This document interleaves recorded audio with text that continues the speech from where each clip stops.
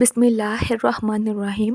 اللہ تعالیٰ نے تمام مخلوقات کو بغیر کسی ذاتی غرض کے پیدا فرمایا۔ مخلوقات کو پیدا کرنے میں اس کی کوئی غرض شامل نہیں، محض اپنے فضل و مہربانی سے اس نے کائنات ارض و سماوی کو وجود بخشا اور پھر اس میں سے کچھ مخلوقات کو مکلف ٹھہراتے ہوئے اچھے اور برے کی تمیز سکھائی اور ان سے اپنی عبادت و فرما برداری کا امتحان بھی لیا، تاکہ ان میں سے جو عبادت و اطاعت میں کامیاب ہوں، ان کی حمد و ثنا بجا لائیں تو اللہ ان پر نعمتوں کا اضافہ کرے، ان پر اپنے فضل و احسان کی زیادتی فرمائے اور نوازشات عطا فرمائے۔ اللہ تعالیٰ قرآن کریم کی سورۃ ذریات میں ارشاد فرماتا ہے، میں نے جن و انس کو اس کے سوا کسی کام کے لیے پیدا نہیں کیا کہ وہ میری بندگی کریں۔ میں ان سے کوئی رزق نہیں چاہتا اور نہ ہی یہ چاہتا ہوں کہ وہ مجھے کھلائیں۔ اللہ تو خود ہی رازق ہے، بڑی قوت والا اور زبردست۔ ناظرین، ان تمام مخلوقات کو پیدا کرنے کے باوجود اس کی سلطنت اور بادشاہی میں ذرا برابر بھی کمی نہیں آئی، اور وہ ان سب کو نیست و نابود کر دے تب بھی اس کی سلطنت اور بادشاہی میں بال برابر بھی کمی نہیں آئے گی، اس لیے کہ تغیرات و احوال اس پر اثر انداز نہیں ہوتے، خوشی و غمی کی کیفیات اس پر اثر انداز نہیں ہوتی، گردش ایام اس کے زمانہ حکومت میں کمی نہیں کر سکتے، کیونکہ وہ خود ہی زمانہ ہے اور ہر طرح کی گردش فلک کا خالق و مالک ہے۔ اس کے فضل و احسان اور نوازشات سے سبھی مستفید ہوتے ہیں۔ اللہ تعالیٰ نے لوگوں کو سننے کے لیے کان، دیکھنے کے لیے آنکھیں اور سوجھ بوجھ کے لیے قلب سے نوازا اور انہیں عقل سلیم کے قیمتی سرمائے سے نوازا، جس کے ذریعے وہ حق و باطل کے درمیان تمیز کرتے اور نفع و نقصان کو پہچانتے ہیں۔ اللہ تعالیٰ نے انسانوں کے لیے زمین کو بچھایا تاکہ وہ اس کے صاف اور واضح راستوں پر چلیں، آسمان کو محفوظ چھت بنایا اور اسے انتہائی بلند کیا، اور پھر اس میں سے موسلا دھار بارش برسائی اور ایک مقررہ مقدار میں رزق اتارا اور اپنی مخلوق کے فائدے کے لیے چاند سورج کو آگے پیچھے دھرایا، جس کے نتیجے میں دن اور رات نمودار ہوتے ہیں۔ اس نے رات کو لوگوں کے لیے لباس بنایا اور دن کو معاش و اصول کا ذریعہ بنایا۔ چاند اور سورج کا یہ طلوع غروب ہونا اور یہ دن کا آنا جانا اللہ تعالیٰ کا اپنے بندوں پر احسان عظیم ہے۔ اللہ تعالیٰ قرآن مجید کی سورۃ بنی اسرائیل میں ارشاد فرماتا ہے، دیکھو ہم نے رات اور دن کو دو نشانیاں بنایا ہے، رات کی نشانی کو ہم نے بے نور بنایا ہے اور دن کی نشانی کو ہم نے روشن کر دیا ہے، تاکہ تم اپنے رب کا فضل تلاش کر سکو اور ماہ و سال کا حساب معلوم کر سکو۔ اس طرح ہم نے چیز کو الگ الگ متمیز کر کے رکھا ہے۔ ناظرین، زمین و آسمان کے بنانے کے حوالے سے قرآن کریم میں متعدد جگہوں پر ارشادات موجود ہیں۔ آئیے چند صورتوں میں زمین و آسمان کی پیدائش کے حوالے سے جائزہ لیتے ہیں۔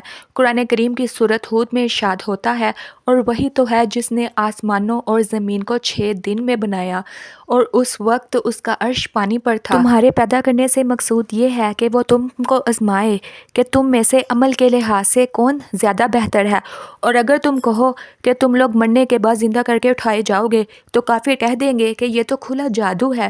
سورۃ فرقان میں ارشاد ربانی ہے، جس نے آسمانوں اور زمین کو اور جو کچھ ان دونوں کے درمیان ہے 6 دن میں پیدا کیا، پھر عرش پر جا ٹھہرا۔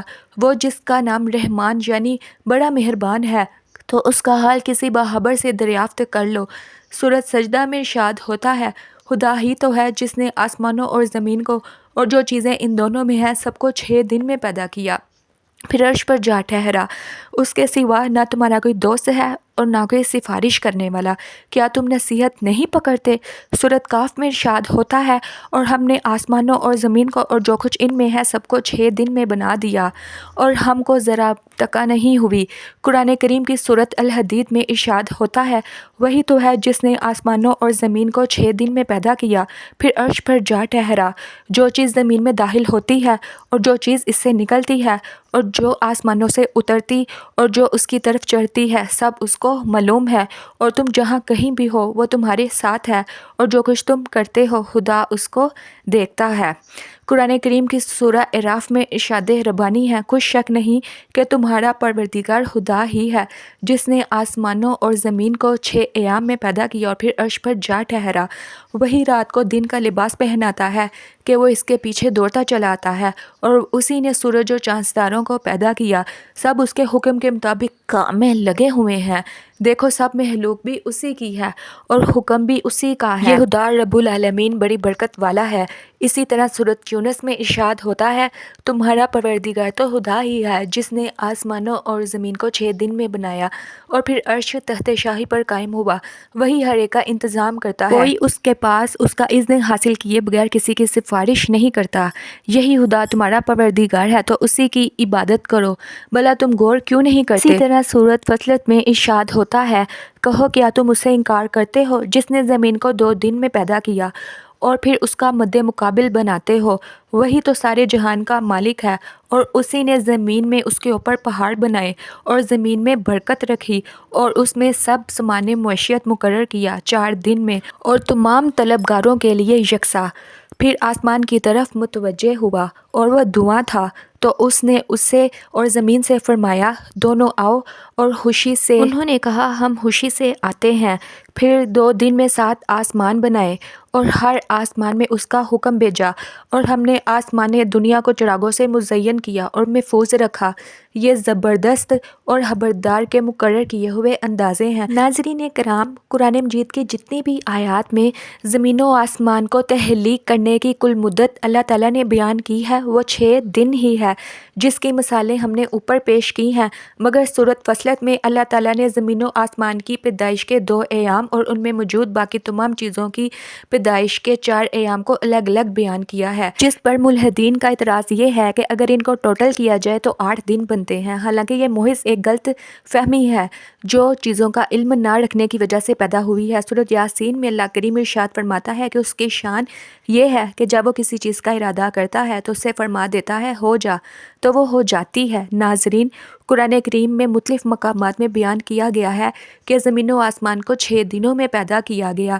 یہاں ان کی تفصیل بیان کی جا رہی ہے کہ کس چیز کے بننے میں کتنے دن صرف ہوئے۔ زمین بننے میں 2 دن، آسمان بننے میں 2 دن، جبکہ زمین پر سارے لوازمات پیدا کرنے میں 2 دن لگے۔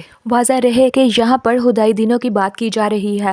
دنیا میں دن کا مطلب 24 گھنٹے ہیں، مگر سورۃ حج آیت 47 میں فرمایا گیا ہے، تیرے رب کے ہاں ایک دن 1000 سال کے برابر ہے، جبکہ سورۃ معارج کی آیت نمبر 4 میں فرما دیا گیا، فرشتے اور جبرائیل اس کی طرف ایک دن میں چڑھتے ہیں جس کی مقدار 50,000 سال ہے۔ یہ غالباً وہی چیز ہے جیسے آج کے زمانے میں سائنسدان نیبولا سے تعبیر کرتے ہیں، ان کا تصور بھی یہی ہے کہ کائنات جس مادے سے بنی ہے، ابتدا میں وہ اسی دخانی شکل میں تھا۔ اس سے معلوم ہوتا ہے کہ جن چیزوں کو بے عقل سمجھا جاتا ہے وہ بھی اپنے رب کی باتوں کو سمجھتی اور اس کا جواب دیتی ہیں، جیسے کہ زمین و آسمان نے دیا۔ آسمانوں اور زمین اگرچہ وجود میں آ چکے تھے لیکن ابھی محض حیولہ تھے، لہٰذا ان کو بھی آخری صورت دے کر پوری کائنات کو پایہ تکمیل تک پہنچا دیا۔ لہٰذا ہم کہہ سکتے ہیں کہ یہ کائنات کتنی صدیوں میں پایہ تکمیل تک پہنچی، یہ صرف اور صرف اللہ ہی بہتر جانتا ہے۔ امید ہے دوستو آپ کو آج کی ویڈیو اچھی لگی ہوگی۔ ویڈیو اچھی لگی ہو تو ویڈیو کو لائک کر دیں اور ہمارے چینل کو سبسکرائب کر دیں تاکہ ہماری آنے والی ہر ویڈیو آپ لوگوں تک بآسانی پہنچ سکے۔ تو ملتے ہیں اگلی ویڈیو میں، تب تک کے لیے اللہ حافظ۔ دعاؤں میں یاد رکھیے گا۔ فی امان اللہ۔